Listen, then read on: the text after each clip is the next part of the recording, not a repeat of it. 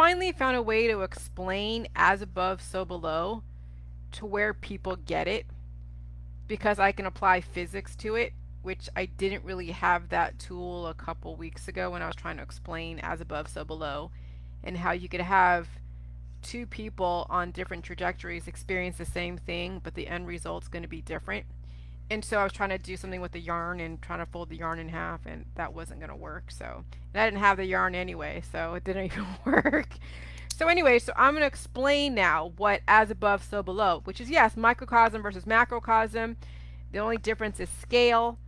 But at this point in our society, if you're not doing Jilly Juice, you're the same ship passing in the night. You just have different levels of evolution and de-evolution. But the end result is you're on an death trajectory inertia. And so right now our society is everyone's going the same direction. They're going towards the death world. So you have so many different entities, and one entity, two entity, and it goes and so on.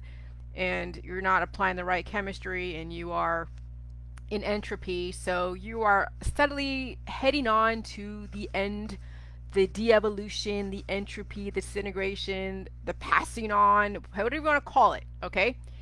But now we've introduced another possibility, which is indefinite life, which would be the as above side of the as above and so below.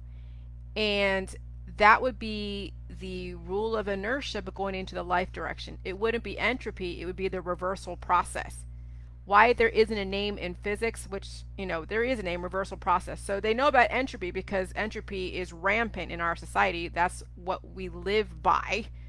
That is the creed in politics, religion, and science, that you eventually will die someday. So yeah, there's a name for that. It's called entropy. It's the disintegration, the wasted energy, the second law of thermodynamics. And so when you have someone like Jilly Juice, so here's Jilly Juice, my Huntington Bank pen, and then you have this highlighter, okay? And, you both are going along the same line, so maybe you're both going in the direction of life or death, and you end up meeting somewhere in the middle, but you're on two different trajectories. You will have very similar experiences. You'll be on the same plane, you'll be in the same, whatever, existence, the same dimension.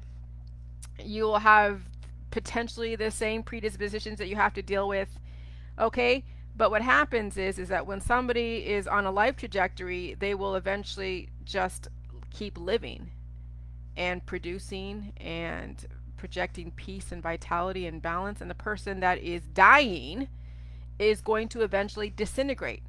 And so no matter what, they're not going to be aligned at all, because how can you be aligned when one is living and one is dying, right? So what's happening is right now we're seeing people are slowly misaligning with each other. And this is why you see so much divorce in our society. This is why you can have somebody that has lived together for like 40, 50 years, and then they divorce or they're separated at the end when somebody starts dying and they start breaking down and they can't control the person and they don't want to be their nursemaid.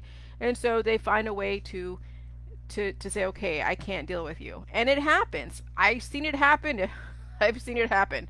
Okay? And so yeah, so so those of you that are right now relatively happy in your marriage, and you're in one of you or both of you are dying, one may die faster than the other. So even though you're headed the same direction, one's going to be a bit more faster in their death process, and they're going to crack up, and the other person who is not, who is going slower in the death process, be like, what the hell? And they're going to want to divorce this person up here because they can't handle their biochemical changes. And so that's also where you see divorce and misaligned energies and people fighting each other because they don't have the aligned prior biochemistry. So the thing with the Jilly Juice is if we get everybody going along a life trajectory, they're always going to be congruent and aligned all the time because they're applying the correct chemistry and they're on the inertia of life, not on the inertia of death and destruction. Which means that you will always be peaceful. And this is what I'm going to project in my book, is that eventually when we are on the indefinite life and we are finally regenerating, reverse all of our cancer, disease, and chronic illness, and everyone's on the same page, no one's dying and reproducing willy-nilly, then you're going to see people You don't even need, agencies. You won't even need law enforcement. You won't even need an army or a military or any other balancing force, because people are not going to be dying and reproducing. So they'll maintain a certain population level, and they'll be productive, and they'll be peaceful, and they'll be youthful, and they'll be productive, like I said, and they'll be well balanced. And then I guess if they want to go and create more humans, they'll do it, they'll guide reproduction carefully per the Georgia Guidestones.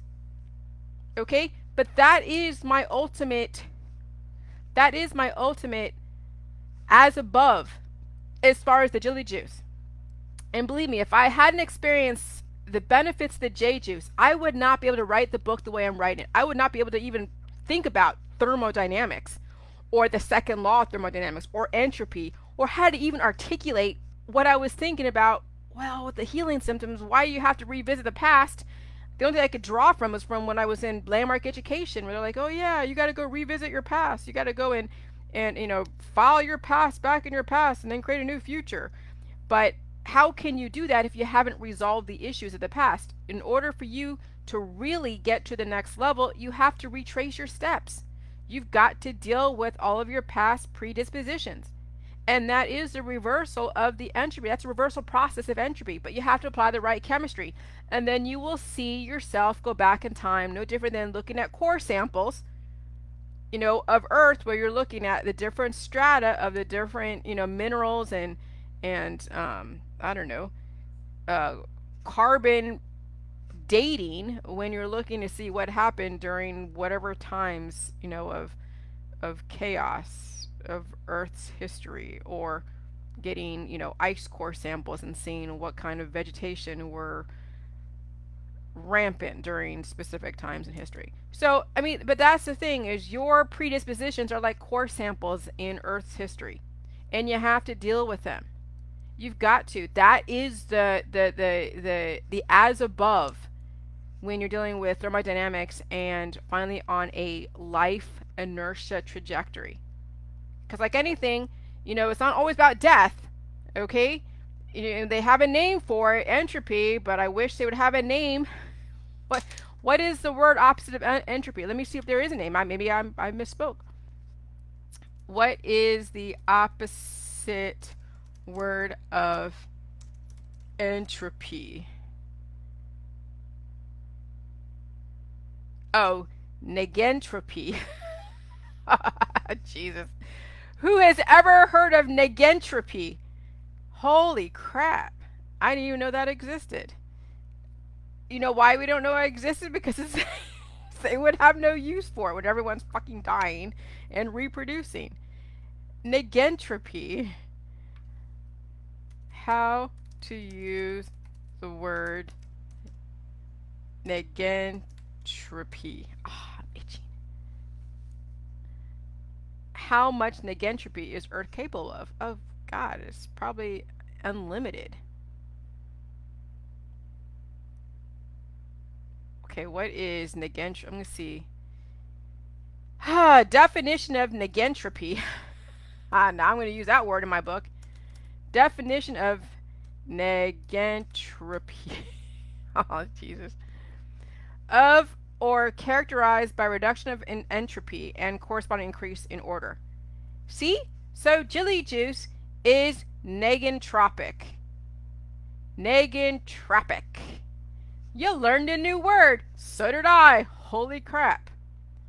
So Jilly juice is negentropic. Oh, there you go. I'm writing that down. All right, that's it. Bye.